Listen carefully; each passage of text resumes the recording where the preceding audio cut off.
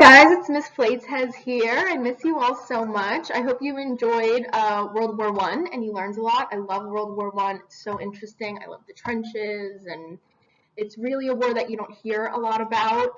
It's really more famous in Europe. They celebrate World War One more often. In America, World War Two is really America's war that they love to talk about.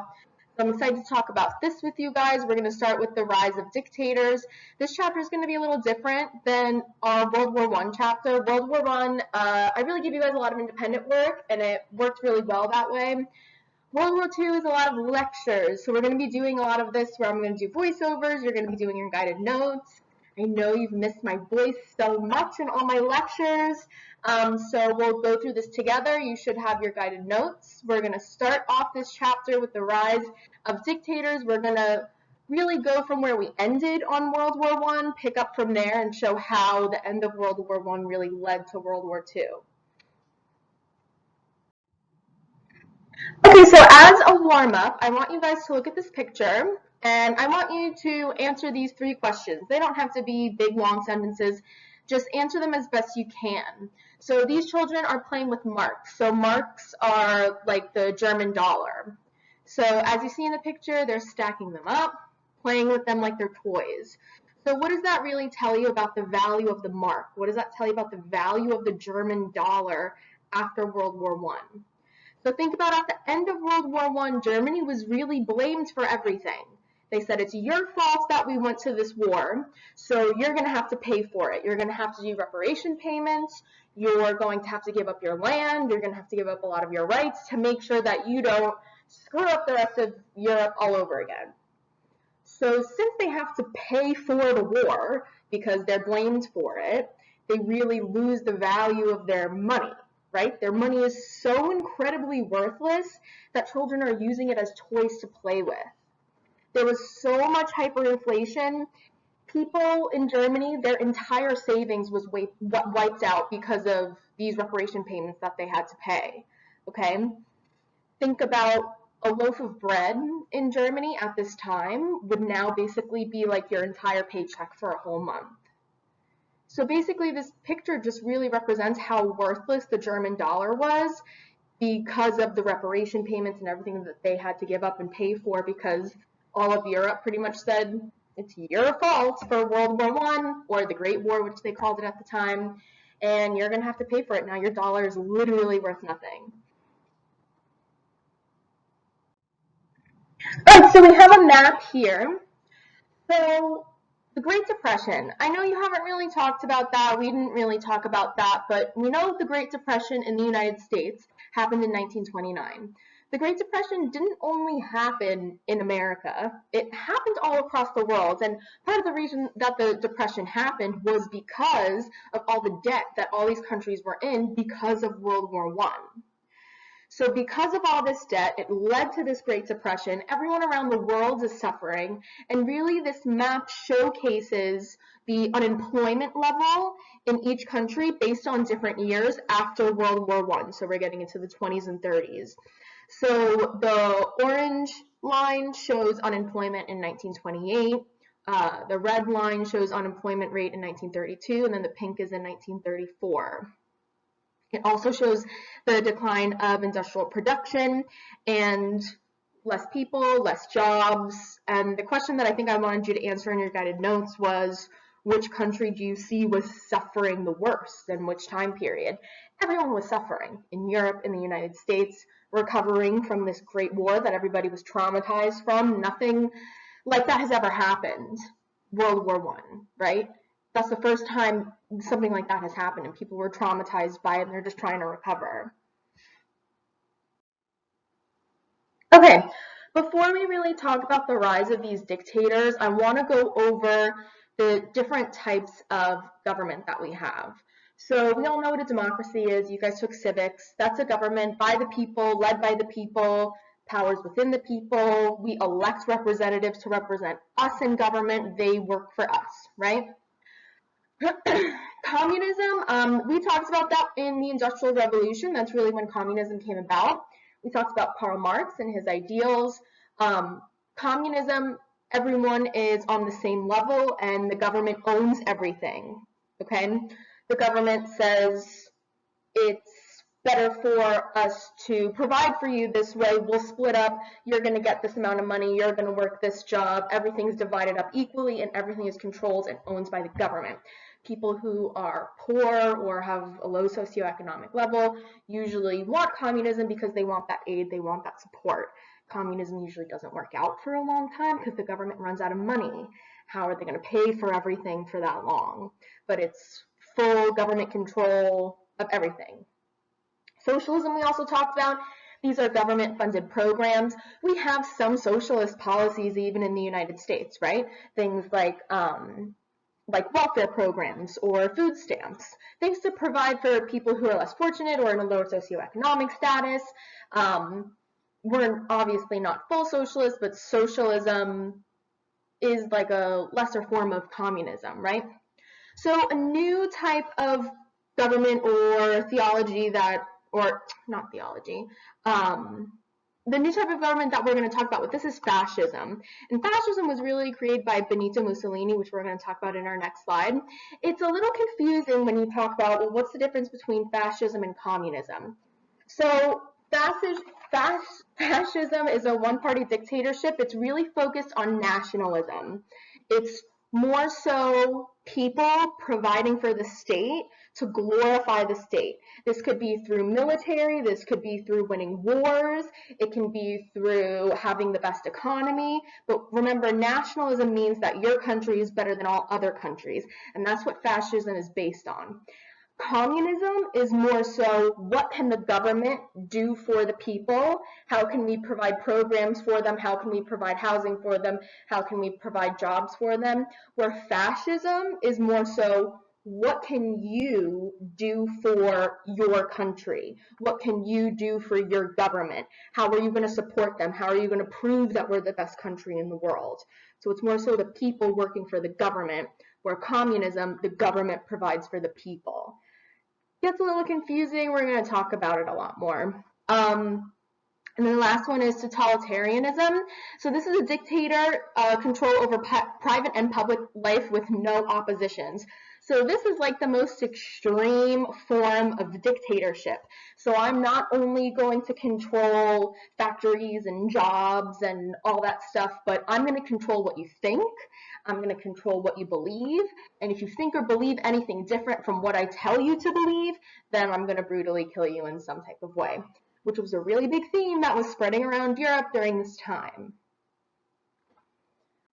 Okay, the first guy we're going to talk about is Benito Mussolini. So one of his quotes says, "Let us have a dagger between our teeth, a bomb in our hands, and an infinite scorn in our hearts."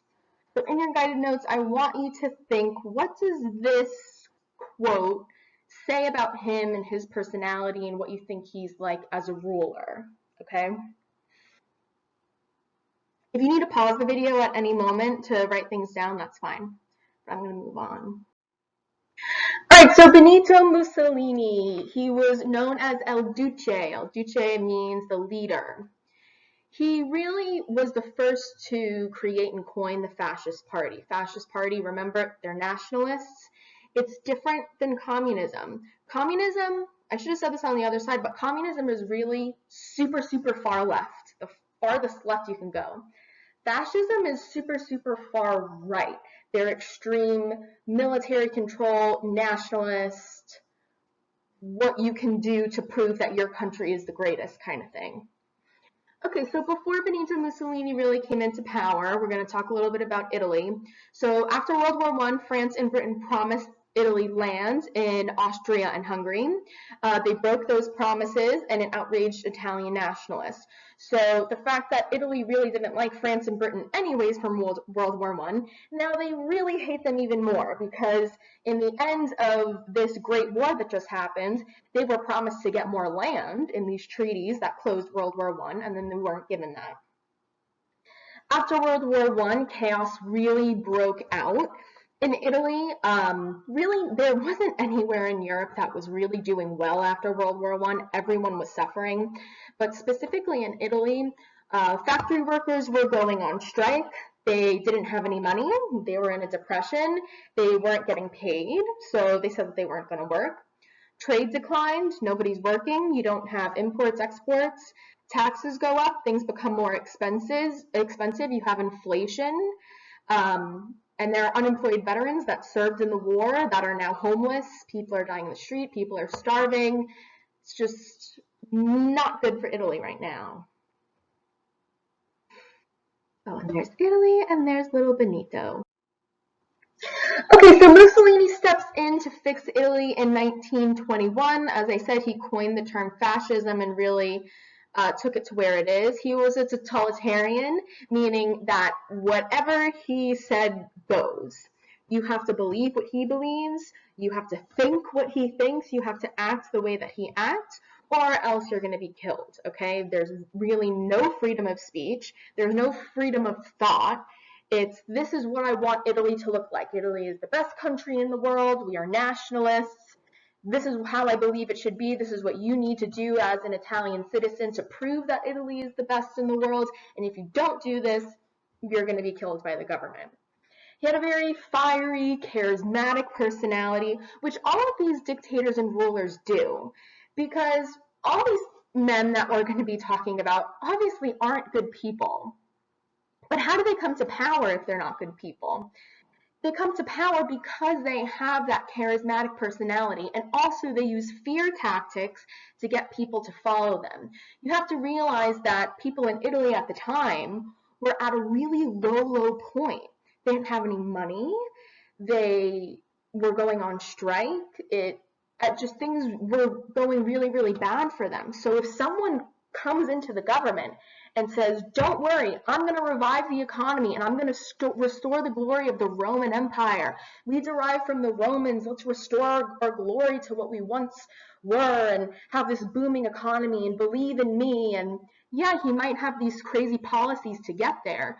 But when you prey on a group of people that are so low and beaten down, they're going to see this fiery and charismatic person and be like, wow, you know what? We should probably listen to him. I don't want to be starving anymore. I don't want to be out of a job. I want to be in the Roman Empire again. We were so great. We were so good. Let's do what he has to say, even if what he has to say and what he's doing might be violent, right? So like I said, he controlled by fear. He organized combat squads to kill anyone who opposes him. This is that totalitarianism, okay? So if he put a law into place that everybody has to work at this factory, and if you didn't do that, there would be a combat squad that would come through the streets in your neighborhood in Italy and kill anybody who went against him. He received recognition from the Pope, which is interesting. Now, the Pope is still a really big figure in Italy and represents Christianity for the entire world. But the Pope sees what's going on in Italy and how everything's pretty much in shambles. And then you see this man who's willing to step up and say, I'm going to provide for you guys. I'm going to restore the glory of Rome. And then he gets the support by the Pope. The people put any ounce of hope that they had left, they put it into Benito Mussolini, okay? Strict military discipline, that is fascism. Fascism is nationalist. Fascism is military control. Glorified action and violence and blind loyalty.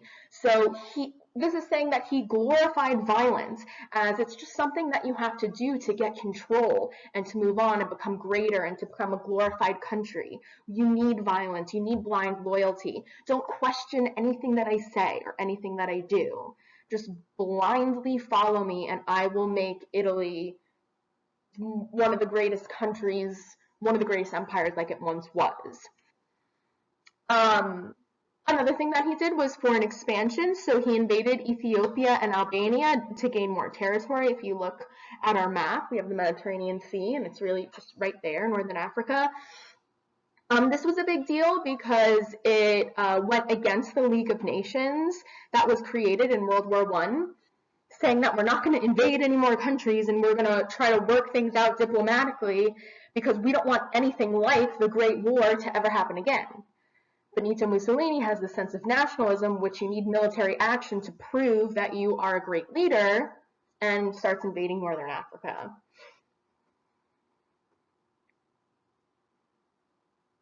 Oh, he also works with the police and the mafia in Italy. So anybody who would complain to the police, oh, Benito Mussolini mm, took my family into a prison because they went against something that he said, the police would just override it because he was working with him, he was working with mafia. There was really no way around doing what Mussolini said. Okay, so I have this video that I'm going to play, and I have some video questions for you in your guided notes. So as I'm playing this video, just go ahead and answer these questions.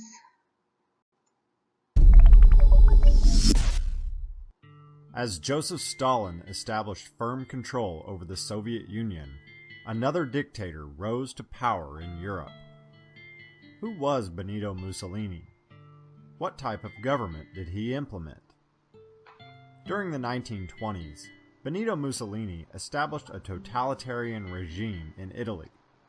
A powerful and persuasive speaker, Mussolini played on public dissatisfaction with high unemployment, inflation, and frequent labor strikes, as well as fear of communist influence in politics. Mussolini took advantage of the unstable situation by appealing to Italy's wounded national pride. He won the support of many Italians by promising to address the economic suffering and the threats posed by communism. In 1921, Mussolini established the Fascist Party. Fascism is a political ideology that stresses extreme nationalism and places the interest of the nation above that of the individual. Fascism also emphasizes the need for a strong leader with the power necessary to address and eliminate the nation's problems. In October of 1922, Mussolini led 30,000 of his followers, known as Black Shirts, in an event known as the March on Rome. When many of the police, military, and government officials refused to stop the movement, the Italian king appointed Mussolini to lead the government. Rather than using the title of Prime Minister, Mussolini referred to himself as Il Duce, meaning the leader. Mussolini was granted emergency powers that were to last for only 1 year, but in doing so, the Italian parliament unknowingly established a dictatorship that would last for the next 20 years. Unlike Stalin, who used harsh methods to maintain control over his people, Mussolini sought to win public support. Mussolini praised the Italian people and their past, stirring up emotions by adopting much of the imagery of the Roman Empire. Mussolini glorified the nation's workers and the middle class, while promising to restore Italy to its former position as a world power. Under fascist rule, Italy had a balanced budget, inflation was eliminated, and the railway system was modernized. However, much of the success stemmed from the fact that Mussolini silenced his opposition. Opposing political parties were disbanded, while the press, radio, and film were used to distribute a ceaseless flow of propaganda. Over time, the fascists extended their control to every aspect of Italian life. The school system was used to indoctrinate children into fascist ideology. Students wore black uniforms, and the concepts of discipline, duty, and obedience were emphasized. Mussolini also hoped to enhance Italy's role on the world stage and preached that it was natural for strong nations to conquer weak ones. Ethiopia, one of the few remaining independent nations in Africa, became his first target. Haile Selassie, the Emperor of Ethiopia, pleaded with the League of Nations for support as thousands of Italian soldiers prepared to invade in 1935. The League of Nations responded with a modest economic boycott of Italy and offered no military assistance as Selassie was forced to flee. Ethiopia was conquered and officially annexed by Mussolini in May of 1936.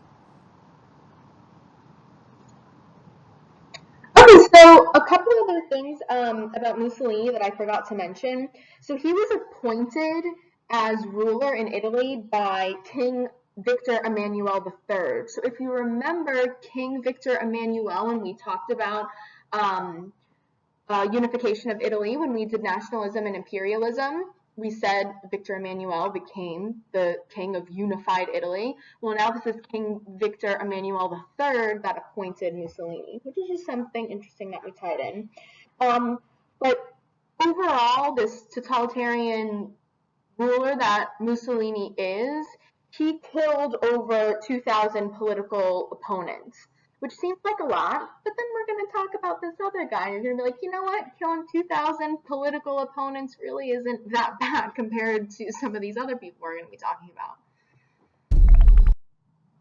Okay, so our next guy is Joseph Stalin. So his quote says, "Ideas are more powerful than guns. We would not let our enemies have guns. Why should we let them have ideas?" So what does that say about his personality? Go ahead and take a minute and write that down in your guided notes. Again, this is kind of that totalitarianism where it's what I believe is what you have to believe. And Joseph Stalin really took that to the next level. All right, so before we really get into Joseph Stalin, we have to go back a couple years and really talk about some of the revolutions that were going on in Russia. I wish I could spend more time on this, but we really don't have time to talk about it a lot. Russian history is really very interesting, but just, the quickest overview ever. World War I fueled nationalism in every country, especially Russia. Russia had strained resources. They had a lot of big losses in World War I. People were starving. Same thing, chaos is going on in Russia. They need the government to do something. They need the government to provide for them. And this is really why ideas like communism and socialism were becoming really popular in Europe or Eastern Europe, because people were suffering so badly after World War I that they're like, please, the government, we need some type of help. So there's a group called the Bolsheviks that come about. They're groups of middle-class workers, soldiers that try to fix the country politically and socially. Also try to fix Russian backwardness. We've been talking about Russian backwardness since our absolutism chapter, right? That just means that Russia really isn't as industrialized as other Western countries. Bolsheviks are really this radical socialist group that are trying to get the government to provide resources for workers and people in the lower and middle social classes because they need help in this time. Everybody's suffering. Eventually, the Bolsheviks became the Communist Party of what is then to become Soviet Russia or the Soviet Union. So Vladimir Lenin, really a very, very interesting person in history. If you want to look more up about him, you can. We just don't have the time to really get into it. But he really was the leader of the Bolsheviks, led the revolution to create a communist government. Because of him, that's how really communism took over in Russia, or then becoming the Soviet Union. He said he was going to bring higher wages, increase suffrage, social welfare, really everything that you could think of when you think of communism, right? And again, these people are so down in the dumps, they've really hit rock bottom, but they're like, wow, this guy is coming to me, says he's going to provide for me, he's going to help me and my family, we're not going to be starving anymore, we want communism, we want this. And this is, again, kind of that fear tactic thing that people use, saying, I'm going to take people at their lowest points to provide for them and be like, oh, you're going to like me and you're going to vote for me because I know how weak you are. November of 1917, Lenin's forces overthrew the government, distributed land to peasants, workers get control of factories, he instilled a new economic policy, Russia is now Soviet Union, communist, he led until 1924. The reason that we talk about him is because our guy that we're going to talk about, Joseph Stalin, really took over for Vladimir Lenin, really wanted to continue his legacy, okay? So Joseph Stalin, he is also called the Man of Steel. So he didn't get that name because he's all warm and fuzzy and nice and loving. He was really just as tough and as cold as steel. He led the Communist Party. In Soviet Union, he took over after Lenin. He held more power than any other leader for 30 years. So all these other dictators that we've been talking about, their time of ruling was very short-lived, but Joseph Stalin led for a really, really long time. He uses 5-year plans to industrialize and modernize Russia. He has 3 5-year plans to put everything in place. Because, like we said, Russian backwardness, they're not as modern, they're not as industrialized as the West, and he's trying to bring them into the future, which are going to increase jobs and increase the economy. And all economic activity is obviously under government control because it's communism, right? Very, very powerful man. Yeah. There he is. Look at that mustache. What a guy. Oh, so like I said, with Mussolini, controlling under terror and using these scare tactics to really control people and taking people at their weakest, lowest points and finding just an inch of hope that they have. And that's how they put their trust into these really horrible, horrible men that are leading them. So if I could summarize Joseph Stalin in one word, I would say that he's paranoid. He's a lot more than that, but he is very paranoid that people were against him. So he created this secret police to spy on people. He would have his secret police put wires into people's houses to hear what they were saying. So if you're sitting in the privacy of your own home saying, you know what, I don't know about that Stalin guy, and then all of a sudden, 5 minutes later, the secret police is up at your house shooting you and your family dead. Like, that's just how he did it. He didn't want anybody to be against him. And think about how huge Russia is, okay? Like, there's probably going to be 1 or 2 people that don't like you, Stalin. Like, sorry. But he did use torture and political mass murders for people to respect him and to do what he says. So basically what he would do, kind of just set like a precedent. If he wanted people to respect him, he wanted to get something done, he didn't know if people would agree with it, he'd get 100, 200 people in like a big city and just put them in like the city square and then just kill them all. Get his soldiers to shoot him dead right there in front of everybody, just kill 200, 300 people right there. Mass murders of his own people for no reason other than to prove a point, don't mess with me and do what I say. So again, using those fear tactics to get people to be on his side. Critics went to brutal labor camps. If you went against him, you didn't like what he was saying, he sent you to these labor camps in Russia called the gulags, just freezing, like coldest places in Russia, cutting ice, starving them, torturing them, not to teach you to say anything against the government. That's the big thing with the United States. We really take for granted the political freedoms that we do have, right? We can sit in our house and we can say anything that we want. Most countries throughout history, you could not do that. So remember how I said that Mussolini killed, around like 2,000 people for going against him? Well, Joseph Stalin purged 4 million people during his ruling just to prove a point or because he thought that they didn't like him. 4 million people. He killed military leaders, he killed doctors, teachers, really intelligent people, either to prove a point to the people saying, you need to love me, you need to be on my side or you're going to be dead. But also, it could have been this amazing military leader that could have said, oh, you know what, Joseph, I like that idea of invading that country, but why don't we do this instead? Nope, I don't think so. You went against what I was saying. I'm going to kill you. 4 million people. This is why he's called the Man of Steel.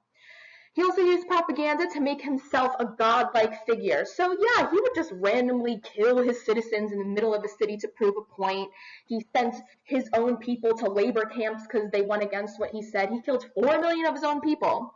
But he created this propaganda that you see on the left-hand side that showed him hugging children and kissing babies, and he's a nationalist. He's showing how great the future of the Soviet Union But that's to show people, you know what, yeah, he killed a lot of people, but look how great he is. He's really doing so well for Russia. Pretty messed up, right? Okay, so he did improve economic and state production, because in the beginning of communism, when you're providing all these jobs, where at first people like communism because they have jobs and they have all these things provided by the government, but in the end it doesn't work out and you run out of money, right? Okay. Like I said, he had this obsessive fear of rivals. That's why he was so paranoid. That's why he ended up killing 4 million people. But one of the big things that we're going to talk about, and we're going to talk about this later on also, is that he signed the Non-Aggression Pact with Germany in 1939. This is a really big point. So, Joseph Stalin, Adolf Hitler, we're going to talk about him in a second, they both meet each other and they're like, hey, you know what, we're really both big tough guys, and we both want to own more land and control more lands, but I don't really feel like going to war. So let's just sign this peace treaty saying that I'm going to control this land. Germany, you're going to go ahead and control that land, but I don't want to have to fight over land together. Okay? So it's the peace treaty between the two and an agreement for what countries they will conquer. Russia, I'm going to conquer this. Germany, you're going to conquer that. And we're not going to have to go to war and fight, oh no, actually, I want Lithuania. No. We're both powerful countries. We both want to own lands. Let's just sign this non-aggression pact. I'll do these countries, you'll do those. We'll both be happy because we have more land, because that means we're more powerful, but we don't have to go to war together. Do you think that Adolf Hitler holds on to this pact and this truce pretty much that he made? No, and that's a big reason why World War II actually starts. And we're going to talk about that a lot with our next PowerPoint that I'm going to do. But originally, this is what he signed. Seemed like a good idea at the time. Doesn't really follow through because Hitler basically just likes to screw people over. Okay, here is the video about Joseph Stalin. I have some questions for you to answer, and here we go. Also, if you can't hear the video or it's not playing, I have the link here that you can copy and paste. Joseph Stalin, leader of the Soviet Union. Joseph Stalin was born on December 18, 1878 in Gori, Georgia, in the Russian Empire to a poor family. At age 7, he caught smallpox, leaving him with a pockmarked face. Joseph's mother was a devout Russian Orthodox Christian and wanted him to become a priest. In 1895, she sent him to study in Tiflis, the Georgian capital. However, he started reading the writings of Karl Marx and Vladimir Lenin after joining a secret organization which wanted Georgian independence from Russia. In 1901, he joined the Social Democratic Labor Party and organized protests and strikes for the revolutionary movement against Tsarism. A year later, he was arrested for coordinating a strike and sent to prison. Stalin would join the Bolshevik Party and use guerrilla warfare during the Russian Revolution of 1905. He impressed the party's leader Vladimir Lenin in his ability to organize meetings and strikes, as well as his ruthless techniques to raise money for the party by kidnapping and robbery. In 1907, he stole 250,000 rubles in a bank robbery in Tiflis to fund the cause.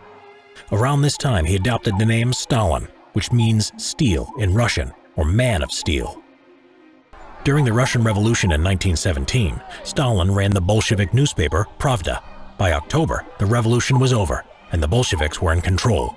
A civil war then followed with a Bolshevik victory. In 1922, Stalin was appointed General Secretary of the Communist Party, and he manipulated his role so that he was in a powerful position. Lenin died in 1924, and it was assumed that Leon Trotsky would be the next leader, but Stalin would make sure this wouldn't happen. He had Trotsky and other threats to his future leadership removed from the Central Committee and exiled. Eventually, Stalin was effectively dictator of the Soviet Union.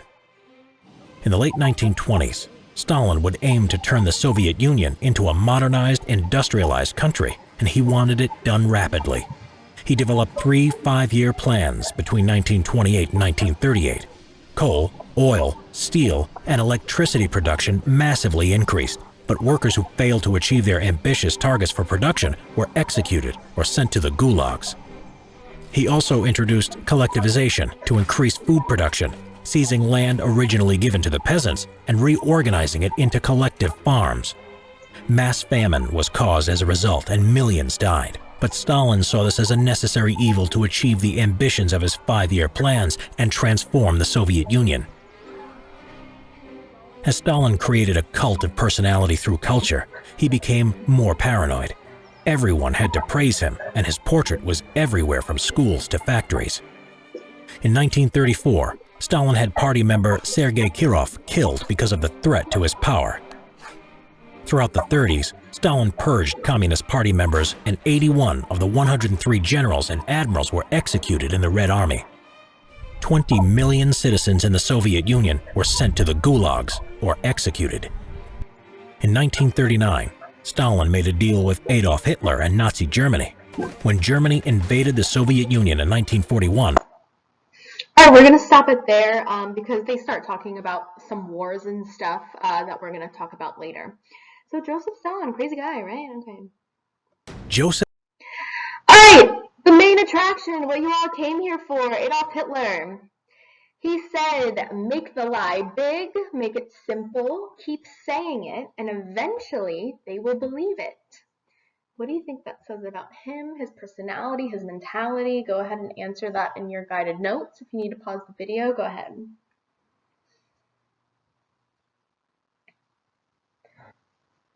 You know, to me, this is really saying that he was just a master manipulator. You could get people to believe whatever you want if you just keep it simple, keep saying it, and then eventually people are going to think it's true, right? Alright, so Germany, we have Adolf Hitler, the Führer. 1919, Germany was torn between communism and conservatives. So they didn't really know what direction they were going to go with their government, right? Because in Eastern Europe, really communism is taking over. Below them in Italy, we have this new thing called fascism. To the west is really democracy. So what direction are we going to go? Germany is far behind in reparation payments. Inflation, prices are going up, up, up and trying to produce more money because they're in so much debt from being blamed for the war, and it's really just an embarrassment for them. Adolf Hitler comes in, promises to solve all the economic crisis going on in Germany. There's Germany. We should all know where Germany is, right? And Hitler. All right, so he was actually born in Austria. He always felt superior to others ever since he was younger. He wrote a book called Mein Kampf, which was his Nazi ideology. His Nazi ideology was really focused on nationalism. So as many people want to believe that Hitler is a communist, a dictator, he's not a communist. He hated communism. And he really took Germany from being, oh, I don't want to be communist, we're going to be nationalists, we're going to be fascists, okay? His book focused on that sense of nationalism. Germany is the best country. German people are the best. What type of German people are the best? You see how nationalism stems from this racism and anti-Semitism. So anti-Semitism is really just a hate for Jewish people, okay? This wasn't something that was created by Adolf Hitler. Anti-Semitism has been going on since the dawn of time, but he really added that as a big part of his Nazi ideology. Now, why? Why did he feel the need to say that Jewish people are horrible? Why couldn't it just be that everybody else is horrible and Germany's the best? Well, think about this. Germany is really in complete embarrassment of World War I. And this really affected Hitler. Hitler fought in World War I. There was actually like a soldier was about to kill him but spared his life. There are a couple stories like that. But he really took the loss to World War I really, really personally. And he was just so prideful of being fighting for the German army, and the fact that they lost, that's really part of the reason what made him want to come to power and just prove that Germany is the best.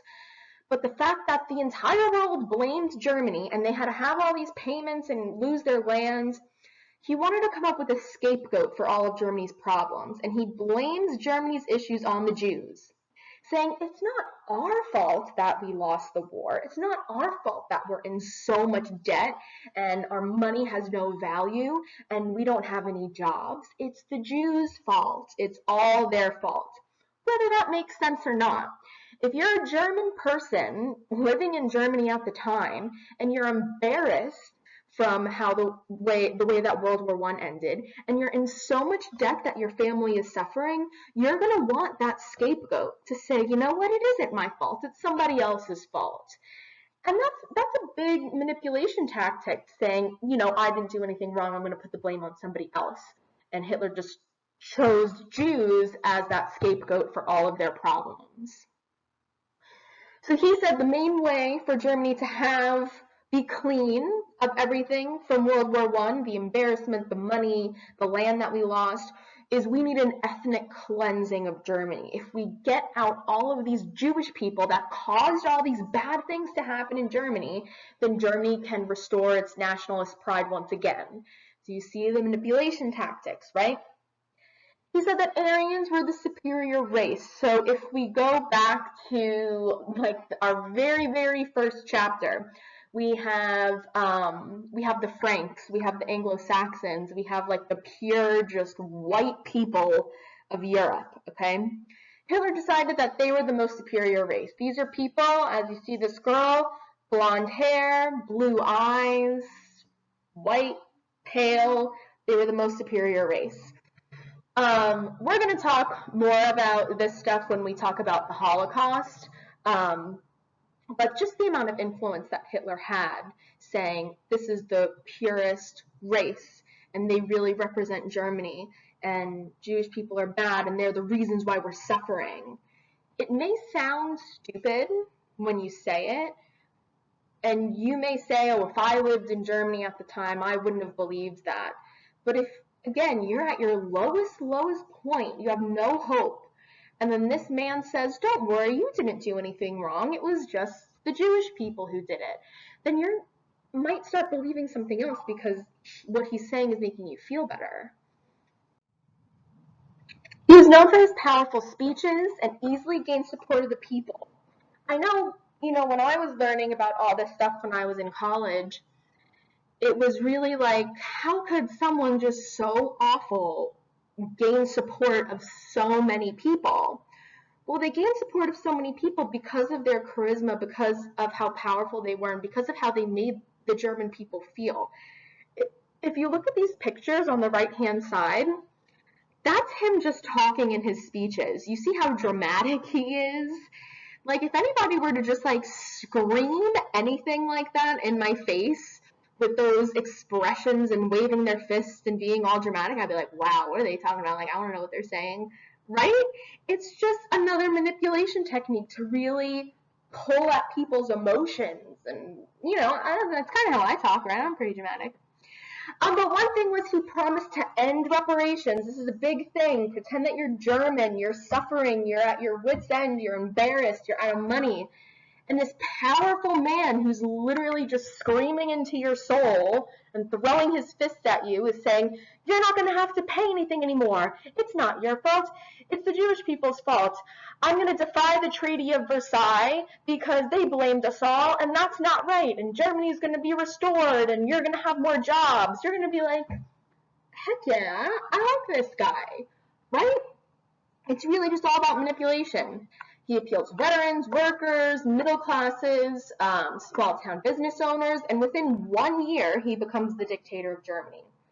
The Nazi Party, his ideology of nationalism, fascism, the Aryan race, blaming the Jews for everything, changing his economic policies, going against the Treaty of Versailles, ending reparations. Think of all those things in one. 1 million people come to him and said, I'm going to be on your side because I like what you're saying. I like that you're saying that it's not my fault, it's somebody else's fault. I like what you're saying that we're going to get out of debt. I like what you're saying that Germany's not going to be an embarrassment anymore. You can't look at history and say, if I lived in Germany, I wouldn't become a Nazi. Because people who didn't join the Nazi Party were brutally executed. If you were just loyal to the Nazi Party, family members, your neighbors would rat you out. You didn't really have much of a choice. And, we'll talk more about that when we talk about the Holocaust, because obviously, some of them probably did have choices when they chose to kill thousands of Jewish people. But even the Hitler Youth is a big thing. where in schools they would tell these 10-year-old, 11-year-old kids that Jewish people had horns and would put a spell on you, and Hitler was this great magical man that saved us all. If you're a little kid, why wouldn't you believe that? There's a really good movie called Jojo Rabbit. I'm going to do like a movie recommendation list for World War II.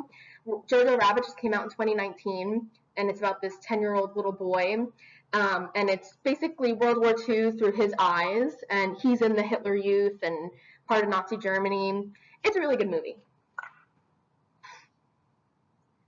Oh, can I move on to the next one?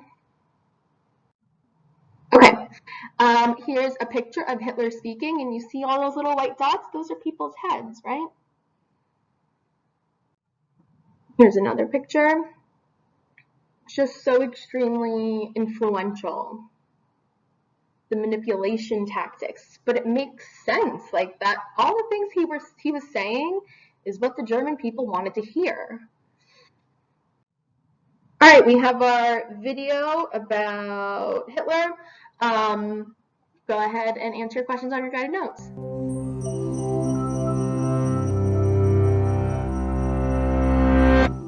How did Adolf Hitler, a tyrant who orchestrated one of the largest genocides in human history, rise to power in a democratic country?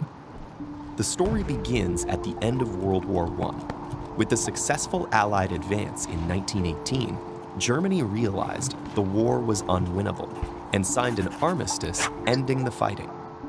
As its imperial government collapsed, civil unrest and worker strikes spread across the nation. Fearing a communist revolution, major parties joined to suppress the uprisings, establishing the parliamentary Weimar Republic. One of the new government's first tasks was implementing the peace treaty imposed by the Allies. In addition to losing over a tenth of its territory and dismantling its army, Germany had to accept full responsibility for the war and pay reparations, debilitating its already weakened economy. All this was seen as a humiliation by many nationalists and veterans.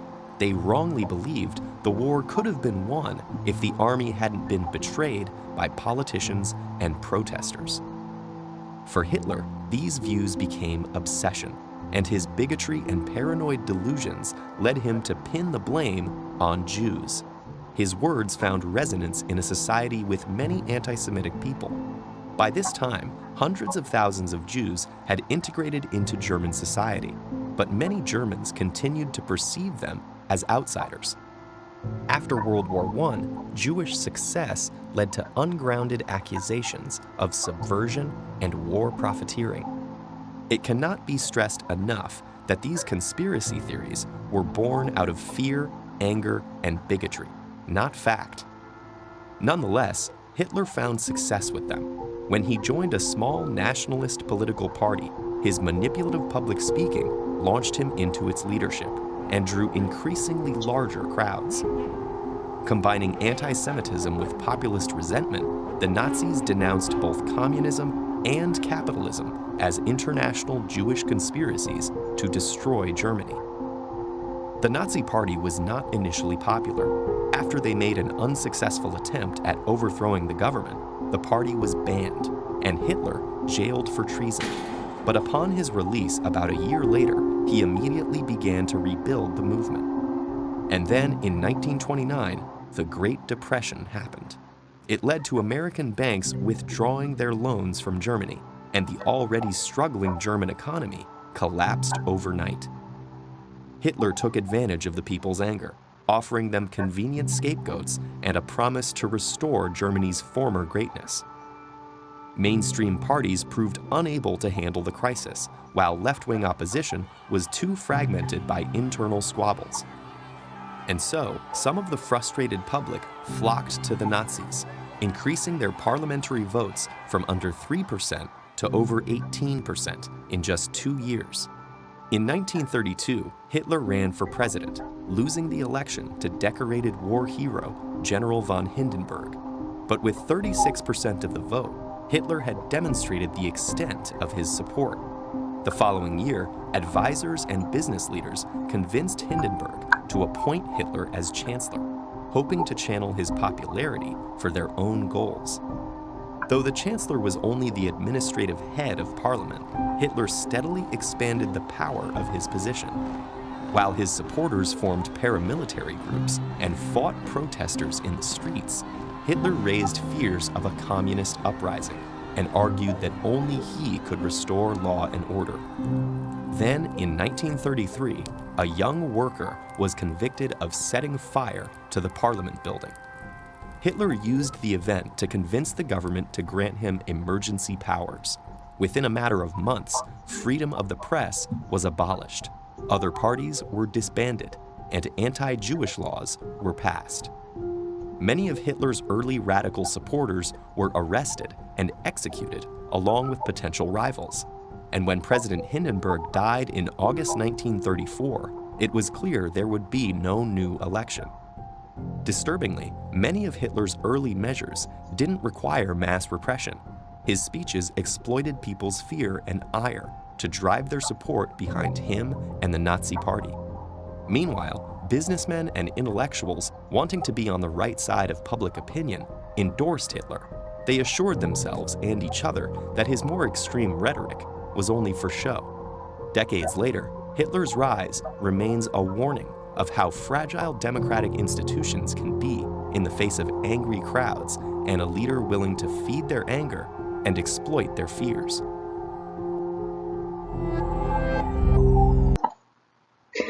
Okay, so last slide.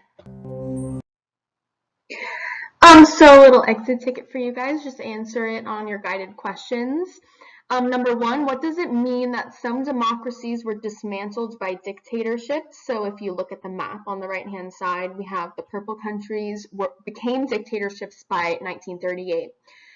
So that's a lot, right? That's really most of Europe. And really, just to summarize everything that I talked about in this PowerPoint, Europe was really at its lowest point after World War I. People were traumatized by the great loss, by the fighting. They've never seen anything like that before. And then the people who did survive that have to suffer with losses of their family members are now in debt and don't have any jobs.